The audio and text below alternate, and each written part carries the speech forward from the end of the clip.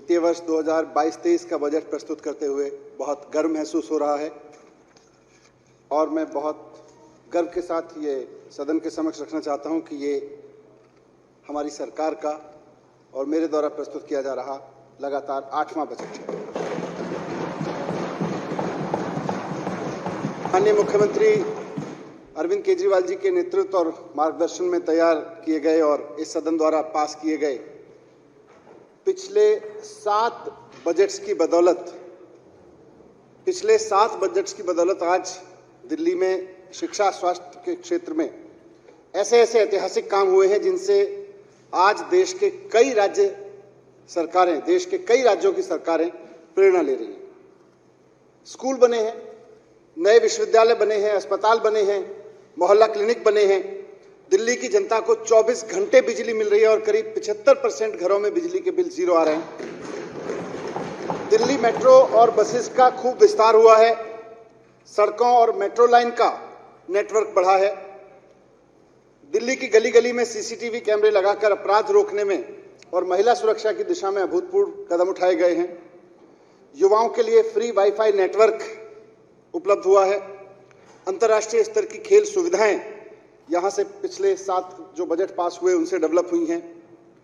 सरकारी सेवाओं की डोर स्टेप डिलीवरी जैसी अभूतपूर्व सुविधा की शुरुआत यहां से हुई, जिसमें लोग सरकारी दफ्तर के चक्कर नहीं काटते।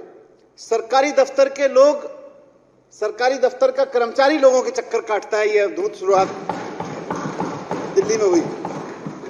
सरकारी दफ्तर में जिस काम के लिए आम आदमी को धक्के खाने पड़ते थे, कोई दलाल ढूंढना पड़ता था और उसको रिश्वत दे के काम करवाना पड़ता था, आज वो काम सिर्फ एक फोन करने पे घर बैठे हो रहा है। ये करिश्मा भी दिल्ली वासियों ने पिछले 7 साल में दिल्ली में देखा है। इस सदन में माननीय मुख्यमंत्री अरविंद केजरीवाल जी के मार्गदर्शन में मेरे द्वारा प्रस्तुत किए गए पिछले 7 बजट के सफल क्रियान्वयन के चलते पिछले 7 साल में दिल्ली सरकार ने विभिन्न विभागों और संस्थानों में, ये बहुत महत्वपूर्ण सूचना मैं इस सदन के समक्ष रख रहा हूं कि इस सदन में पिछले 7 बजट के फलस्वरूप, उसके सफल क्रियान्वयन के फलस्वरूप दिल्ली सरकार के विभिन्न विभागों और संस्थानों में 1,78,000 से ज्यादा युवाओं को सरकार में नौकरी दी गई है। दिल्ली में 1,78,000 से ज्यादा युवाओं को सरकार में नौकरी दी गई है पिछले 7 साल में। इसमें से 51,307 नौकरियां तो पक्की सरकारी नौकरियां हैं और जो पिछले 7 साल में ये 51,307 नौकरियां पिछले 7 साल में DSSB की परीक्षा लेके दी गई हैं। और यहां अध्यक्ष महोदय, ये भी जानना जरूरी होगा कि इसके हमसे पहले 2015 से पहले की सरकारों में करीब 9 साल तक, 2000 में कहूंगा 13 से पहले की सरकारों में करीब 9 साल तक ना के बराबर नौकरी दी गई। उन्होंने सरकारी नौकरी देने के लिए जो DSSB का परीक्षा तंत्र था उसको पूरी तरह ठप करके रखा हुआ था। मुझको याद है कि 2013-14 में 49 दिन के लिए जब माननीय मुख्यमंत्री अरविंद केजरीवाल जी के नेतृत्व में सरकार बनी थी, तो उस वक्त DSSB की जिम्मेदारी मेरे पास में थी। मैंने उस वक्त DSSB के अधिकारियों को एक हफ्ते तक, 49 दिन में लगभग मैंने 1 हफ्ते तक मीटिंग की कि भाई नौकरियां क्यों नहीं मिल रही लोगों को, ये नौकरी सरकारी पद इतने खाली क्यों पड़े। मैंने उनसे प्लान बना के लाने को कहा। अपनी उस वक्त की क्षमता के अनुसार DSSB के अधिकारी मेरे सामने एक प्लान लेके आए। मैंने उनसे पूछा कि उस प्लान के हिसाब से जितनी वैकेंसीज हैं वो कितने समय में भर जाएंगी, तो उन्होंने खुद बोला कि 38 साल लगेंगे उन नौकरियों को भरने में। ये सारी नौकरियां जो 51,307 नौकरियां भरी गई हैं, उस वक्त मुझे बताया गया 38 साल लगेंगे। लेकिन उस वक्त हमने जो भी क्षमता उनकी बढ़ा सकते थे बढ़ाई। और आज बहुत गर्व हो रहा है मुझे 7 साल बाद कि DSSB ने अपने काम की जब स्पीड पकड़ी तो 7 साल में दिल्ली में 51,307 युवाओं को नई नौकरियां, सरकारी नौकरियां दी गई, पक्की नौकरियां। इन पक्की सरकारी नौकरियों के साथ साथ दिल्ली सरकार की यूनिवर्सिटीज में करीब 2,500 पक्की नौकरी दी गई, अस्पतालों में करीब 3,000 पक्की नौकरी दी गई और 7 साल के दौरान 25,000 नए युवा टीचर्स को गेस्ट टीचर्स के रूप में रखा गया। इसी तरह करीब 50,000 नौकरियां सैनिटेशन और सिक्योरिटी के लिए भी रखी गई, अलग अलग एजेंसीज के माध्यम से दी गई। तो मात्र 7 साल में दिल्ली में 1,78,000 युवाओं को नई नौकरियों के अवसर सरकार में मिलना कोई छोटी बात नहीं है अध्यक्ष महोदय। और ये तो सिर्फ सरकारी नौकरियों की बात कही मैंने, उससे जुड़े हुए संस्थानों की बात कही। पिछले 7 साल में दिल्ली में 24 घंटे बिजली मिलने लगी, इंफ्रास्ट्रक्चर में डेवलपमेंट हुआ, एजुकेशन और हेल्थ की फैसिलिटीज में डेवलपमेंट हुआ, एक ईमानदार सरकार काम कर रही है। व्यापार के लिए, ट्रेडर्स के लिए zero tax policy, zero rate policy लागू की गई, ईज ऑफ डूइंग बिजनेस की सुविधा दी गई। प्राइवेट सेक्टर, इस सब की वजह से प्राइवेट सेक्टर और खासतौर से लघु और मध्यम वर्ग के जो व्यवसायी हैं वो खूब फले फूले हैं दिल्ली में, और उससे प्राइवेट सेक्टर्स में भी जॉब में खूब बढ़ोतरी हुई है। इसका एक नतीजा हमें देखने को मिला कि दिल्ली रोजगार पोर्टल, जो माननीय मुख्यमंत्री जी के आदेश पर शुरू हुआ कोविड के ठीक बाद, उसमें प्राइवेट सेक्टर में 10 लाख नौकरियां तो केवल कोविड के बाद के समय में हमको देखने को मिली। अध्यक्ष महोदय, पिछले 7 साल में इस सदन में प्रस्तुत बजट प्रस्तावों और योजनाओं में शिक्षा और स्वास्थ्य को प्राथमिकता दी गई है, और यही वजह है कि 7 साल में शिक्षा और स्वास्थ्य में हुए दूरदर्शी निवेश के कारण कोविड महामारी के बीच भी दिल्ली की स्वास्थ्य व्यवस्था इसलिए संभल पाई क्योंकि कोविड से पहले वर्षों में यहां पे स्वास्थ्य के क्षेत्र में प्राथमिकता के आधार पे काफी निवेश किया गया था। अस्पतालों में डॉक्टर्स, नर्सेज, सपोर्ट स्टाफ, नए बेड्स, वेंटिलेटर और बाकी उपकरण की कमी इसलिए नहीं हुई, या हुई तो बहुत कम कमी रही, क्योंकि कोविड के पहले के 5 साल में इस सदन में जो बजट प्रस्तुत किए गए उन सब में स्वास्थ्य के क्षेत्र पे बहुत समझदारी से और प्राथमिकता के आधार पर निवेश किया गया। अध्यक्ष महोदय, कोविड की महामारी से तो हम निपट लिए, लेकिन हम सब वाकिफ हैं कि पूरे देश में भी और दिल्ली में भी बड़ी संख्या में लोगों के रोजगार और व्यापार को कोविड में बहुत नुकसान हुआ। तत्काल राहत के लिए पिछले 2 साल में पीड़ित और जरूरतमंद परिवारों और लोगों को वित्तीय सहायता, अनुदान राशि, राशन, भोजन आदि की व्यवस्था कुछ करके फौरी मदद तो की गई, लेकिन फौरी मदद तो फौरी मदद होती है। इस सदन में अपने 8वें बजट में मैं दिल्ली वासियों के लिए नए रोजगार सृजित करने और अर्थव्यवस्था को कोविड, जीएसटी, नोटबंदी जैसे तमाम कारणों से पिछले सालों में हुए नुकसान से उबरने का एक एजेंडा लेके आया हूं। इससे व्यापार और उद्योग जगत को प्रोत्साहन मिलेगा और हमारे दिल्ली के नागरिकों के लिए बड़ी संख्या में रोजगार और व्यापार के नए नए अवसर पैदा होंगे। इस बजट में प्रस्तुत योजनाओं और प्रस्तावों से न केवल दिल्ली के युवाओं को उद्यमशीलता के नए अवसर मिलेंगे, बल्कि पहले से स्थापित उद्यम और व्यापार को भी काफी बढ़ावा मिलेगा, उनको भी लाभ मिलेगा, वो भी समृद्ध होंगे। मैंने पिछले 7 साल में इस सदन में सरकार की प्राथमिकता के आधार पर आपके समक्ष जीरो टैक्स बजट प्रस्तुत किया, एजुकेशन बजट प्रस्तुत किया, हेल्थ बजट प्रस्तुत किया। इस सदन में मैंने एक बजट ग्रीन बजट भी प्रस्तुत किया। पिछले साल देशभक्ति बजट प्रस्तुत किया। आज आपकी अनुमति से मैं इस सदन में अगले वित्त वर्ष के लिए रोजगार बजट प्रस्तुत कर रहा हूं। पिछले साल के देशभक्ति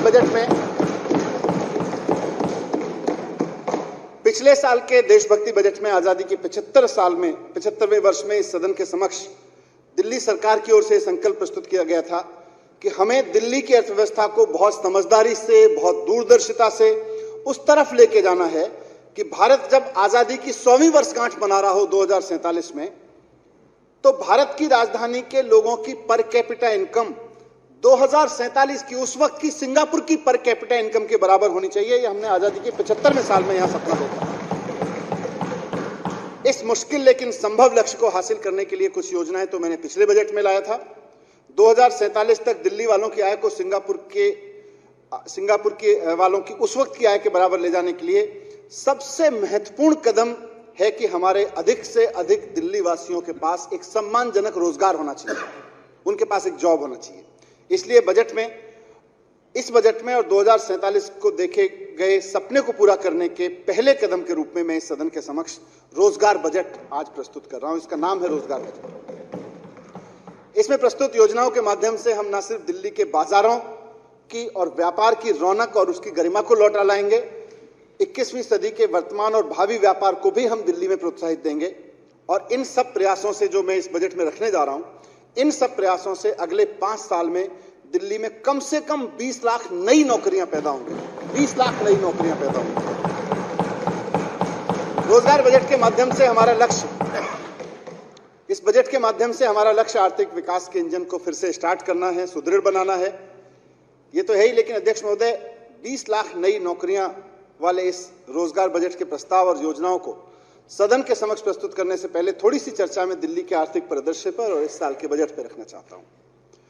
कोविड की 5 लहरों के बीच आई आर्थिक चुनौतियों से अब दिल्ली की अर्थव्यवस्था धीरे धीरे उभर रही है और इसके चलते दिल्ली का जीएसडीपी प्रचलित बाजार मूल्यों पे वर्ष 2020-21 के 7,85,342 करोड़ रुपए से बढ़कर 2021-22 में 9,23,967 करोड़ रुपए रहने की संभावना है। ये 17.65% वृद्धि का संकेत है। मैं यह भी स्पष्ट करना चाहता हूं कि 2021-22 में दिल्ली की जीएसडीपी की वास्तविक वृद्धि दर 10.23% रहने की संभावना है, जबकि राष्ट्रीय स्तर पर यह वृद्धि 8.9% की होने का आकलन है। इसका अर्थ है कि हम महामारी पूर्व की जो हमारी आर्थिक गतिविधियां थी दिल्ली में, उस स्तर पर लौट रहे हैं। राष्ट्रीय स्तर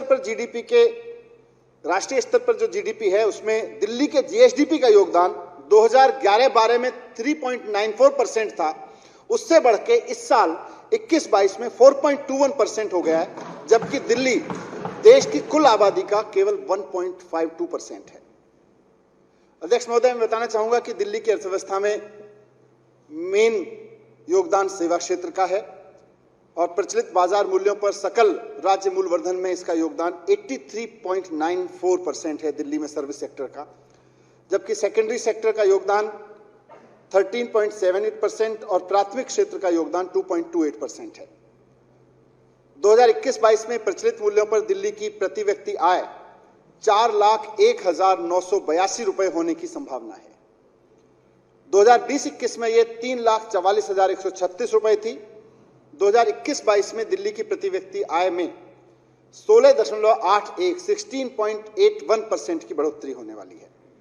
वर्ष 21-22 के लिए दिल्ली की पर कैपिटा इनकम राष्ट्रीय औसत 1,49,848 रुपए से 2.7 टाइम्स ज्यादा है। 2020-21 के दौरान दिल्ली के जीएसडीपी में प्रचलित मूल्यों में 1.09% और वास्तविक मूल्यों पर 3.86% का संकुचन, उसका श्रिंक होना कोविड-19 महामारी और इसके नियंत्रण के लिए किए गए प्रतिबद्ध उपायों को असर दर्शाते हैं। हालांकि अग्रिम अनुमानों का संकेत है कि दिल्ली की अर्थव्यवस्था में 21-22 में प्रचलित मूल्यों पर 17.65% और स्थिर मूल्यों पर 10.23% की बढ़ोतरी होगी। अब मैं इस साल के लिए, करंट ईयर के लिए संशोधित अनुमान सदन के समक्ष रख रहा हूं। 2021-22 के लिए पूरा जो हमने बजट रखा था, 69,000 करोड़ रुपए के अनुमोदित बजट की अनुमान की तुलना में संशोधित अनुमान में मैं 67,000 करोड़ रुपए का बजट प्रस्तुत कर रहा हूं। 67,000 करोड़ का प्रस्तावित संशोधित अनुमान 2020-21 में 52,468 करोड़ रुपए के वास्तविक व्यय से 27.70% अधिक है। संशोधित अनुमान राशि 67,000 करोड़ रुपए में राजस्व व्यय के लिए 50,862 करोड़ रुपए और पूंजीगत व्यय के लिए 16,138 करोड़ रुपए शामिल हैं। पूंजीगत बजट 2021-22 के लिए अनुमोदित बजट अनुमान के 17,201 करोड़ रुपए से कम होकर संशोधित अनुमान में 16,138 करोड़ रुपए का हो गया है। यह मुख्यतः कोविड महामारी के कारण लागू लॉकडाउन के बाद पूंजीगत कार्यों की धीमी गति के कारण है। स्थापना व्यय और अन्य प्रतिबद्ध देयताओं के लिए 2021-22 के अनुमोदित बजट अनुमान 31,200 करोड़ रुपए से बढ़कर संशोधित अनुमान में 32,400 करोड़ रुपए किए जाने का प्रस्ताव है। ऐसा मुख्य रूप से कोविड नियंत्रण संबंधी व्यय के कारण है। स्कीम प्रोजेक्ट्स के लिए संशोधित अनुमान 21-22 में 34,600 करोड़ रुपए प्रस्तावित है। अनुमोदित बजट अनुमान में यह 37,800 करोड़ रुपए था पिछले साल, इस साल करंट ईयर का। सप्लीमेंट्री ग्रांट्स महोदय, वर्ष 2021-22 के दौरान संशोधित अनुमानों में 468.22 करोड़ रुपए की पूरक अनुदान मांग की आवश्यकता होगी। इसके लिए पूरक अनुदान मांगों के लिए सदन का अनुमोदन चाहता हूं। अब मैं अगले वित्त वर्ष के लिए कुछ बजट अनुमान इस सदन के समक्ष प्रस्तुत कर रहा हूं। हमारी सरकार सत्ता में आने से पहले, अध्यक्ष महोदय, राष्ट्रीय राजधानी क्षेत्र दिल्ली का कुल व्यय 2014-15 के दौरान 30,940 करोड़ रुपए था। मैंने जून 2015 में 41,149 करोड़ रुपए के अनुमानित व्यय के साथ अपना पहला बजट पेश किया था और मुझे खुशी हो रही है 2022-23 के लिए 75,800 करोड़ रुपए का बजट में यहाँ पर प्रस्तावित है। अगले साल के लिए 75,800 करोड़ का बजट है, जो 2014-15 के 30,940 करोड़ रुपए के व्यय की तुलना में 2.5 गुना है। तो तब से लेकर अब तक 2.5 गुना आगे आ चुके हैं। 75,800 करोड़ रुपए के बजट में 32,000 करोड़ रुपए स्थापना और अन्य प्रतिबद्ध व्यय के लिए, 43,600 करोड़ रुपए योजनाओं, कार्यक्रमों और परियोजनाओं के लिए हैं। 75,800 करोड़ रुपए के बजट अनुमान में 2022-23 में राजस्व के तहत 53,687 करोड़ रुपए और पूंजीगत परिव्यय के तहत 22,113 करोड़ रुपए शामिल हैं। 21-22 के बजट अनुमान के खर्च में 17,201 करोड़ रुपए पूंजीगत मद के तहत और 51,799 करोड़ रुपए राजस्व के अंतर्गत थे। 21-22 की तुलना में 22-23 में पूंजीगत बजट में 29% की वृद्धि हुई है, जबकि राजस्व व्यय में केवल 4% की वृद्धि हुई है। इससे समझ में आता है कि सरकार चलाने का और सरकार के काम के खर्चे में जो हमारी रेशो है वो बहुत अच्छी चल रही है। इसके अलावा 2022-23 में प्रस्तावित पूंजीगत परिव्यय 22,113 करोड़ रुपए है, जो 14-15 के 7,430 करोड़ रुपए के पूंजीगत व्यय से लगभग 3 गुना है। 2022-23 का प्रस्तावित बजट अनुमान 75,800 करोड़ रुपए, 21-22 के बजट अनुमान 69,000 करोड़ रुपए से 9.86% और संशोधित अनुमान से 13.13% अधिक है। वर्ष 2022-23 के लिए 75,800 करोड़ रुपए के प्रस्तावित बजट का वित्त पोषण 47,700 करोड़ रुपए राजस्व से आएंगे, 1,000 करोड़ रुपए गैर राजस्व से, 325 करोड़ रुपए हमेशा की तरह सेंट्रल गवर्नमेंट से, केंद्रीय करों में हिस्सेदारी से, 10,000 करोड़ रुपए लघु बचत ऋण से, 802 करोड़ रुपए पूंजीगत प्राप्तियों से, 10,000 करोड़ रुपए जीएसटी प्रतिपूर्ति से, 1,621 करोड़ रुपए प्रायोजित योजनाओं से, केंद्र प्रायोजित योजनाओं से और केवल 643 करोड़ रुपए भारत सरकार की अनुदान सहायता से और बाकी प्रारंभिक शेष ओपनिंग बैलेंस से आएगी। स्थानीय निकायों में वित्तीय सहयोग के बारे में अध्यक्ष महोदय, हमारी सरकार स्थानीय निकायों को 4,374 करोड़ रुपए का वित्तीय सहयोग उपलब्ध कराएगी। इसमें से 2,305 करोड़ रुपए स्थानीय निकायों द्वारा योजनाओं, कार्यक्रम, परियोजनाओं के कार्यान्वयन के लिए संबद्ध राशि के रूप में होंगे और 2,069 रुपए बेसिक टैक्स असाइनमेंट के रूप में होंगे। इसके अलावा 1,780 करोड़ रुपए की राशि स्थानीय निकायों को स्टैंप और पंजीकरण शुल्क में हिस्से और एकमुश्त पार्किंग शुल्क के रूप में उपलब्ध कराई गई है। इस प्रकार हमारी सरकार बजट अनुमान 2022-23 में स्थानीय निकायों को 6,154 करोड़ रुपए का कुल वित्तीय सहयोग दे रही है। अध्यक्ष महोदय, अब मैं आपके समक्ष रोजगार बजट प्रस्तुत कर रहा हूं। अध्यक्ष महोदय, अब मैं आपके समक्ष 20 लाख नई नौकरियों वाले रोजगार बजट के महत्वपूर्ण खंड को प्रस्तुत करना चाहता हूं। इसमें मैं दिल्ली की अर्थव्यवस्था को तरक्की के रास्ते पर ले जाने की और उससे रोजगार के लाखों अवसर पैदा होने की योजनाओं को रखूंगा। अर्थव्यवस्था अध्यक्ष महोदय, चाहे दिल्ली की हो या पूरे देश की, उसकी तरक्की का रास्ता अधिक से अधिक लोगों के हाथ में रोजगार देने से खुलता है। अगर दिल्ली के आंकड़ों को हम देखें तो हम पाते हैं कि दिल्ली की, ये महत्वपूर्ण एनालिसिस एक मैंने किया है इस बजट में रखने के लिए, जब मैं रोजगार बजट लेके आया हूं आपके पास। अगर दिल्ली के डेटा को हम देखें तो हम देखते हैं कि दिल्ली की 1,68,00,000 की आबादी में से केवल 55,87,000 लोगों के पास कोई रोजगार है। यानी हमारी दिल्ली में केवल 1/3 आबादी के हाथ में कोई रोजगार है। इस तरह हमारी 1/3 आबादी के ऊपर बाकी की 2/3 आबादी की जिंदगी चलाने का भी उसके कंधों पर जिम्मेदारी है। और दिल्ली के आंकड़ों की तुलना अगर हम लंदन, सिंगापुर, न्यूयॉर्क जैसे शहरों से करें तो हम देखते हैं कि लंदन की आबादी 90 लाख है। इसमें से 51,60,000 लोग रोजगार करते हैं। यानी लंदन में 58% लोगों के पास में रोजगार है, वहां की 58% आबादी के पास रोजगार है। न्यूयॉर्क की आबादी 88 लाख लोग हैं, उसमें से 46,25,000 लोगों के पास में, यानी कि करीब 52.6% आबादी के पास में न्यूयॉर्क में रोजगार है। सिंगापुर की आबादी आज 55 लाख है और इसमें से 36,43,000 लोगों के पास में रोजगार है, यानी कि 67% लोगों के पास रोजगार है। तो हम देखें तो लंदन में 58% लोगों के पास रोजगार है, न्यूयॉर्क में 52% से ज्यादा लोगों के पास रोजगार है, सिंगापुर में 67% लोगों के पास रोजगार है, दिल्ली में 33% लोगों के पास में रोजगार है। तो इसी से अर्थव्यवस्था को आगे खोलने का इस डेटा को हम समझेंगे और कहाँ फंसी हुई है पर कैपिटा इनकम और इकोनॉमी, उसको समझेंगे तो इससे आगे बढ़ने का रास्ता हमको यहीं से समझ में आएगा। माननीय मुख्यमंत्री जी के नेतृत्व में हम दिल्ली की वर्किंग पॉपुलेशन का वर्तमान में, जो हमारी वर्किंग पॉपुलेशन 33% है वर्तमान में, इससे बढ़ा के अगले 5 साल में हमारा टारगेट है कि ये 45% तक चली जाए। हम कोई ड्रीम नहीं रख रहे कि अचानक ये 67% हो जाएगी, 68% हो जाएगी, धीरे धीरे होगी। तो मैं जो योजना इस बजट में लेके आया हूं, उससे हमारी पूरी योजना ये है कि अगले 5 साल में ये वर्किंग पॉपुलेशन 33% से बढ़ के 47% हो जाए, 45% हो जाए। यानी दिल्ली के कुल जो 1,68,00,000 लोग की आबादी है और इसमें से अभी 56 लाख लोग करीब अभी रोजगार करते हैं। हमारा मकसद है कि ये 56 लाख लोग जो रोजगार करते हैं उनकी संख्या 76 लाख हो जाए। इसलिए हमने 5 साल में 20 लाख नए जॉब क्रिएट करने का लक्ष्य रखा है।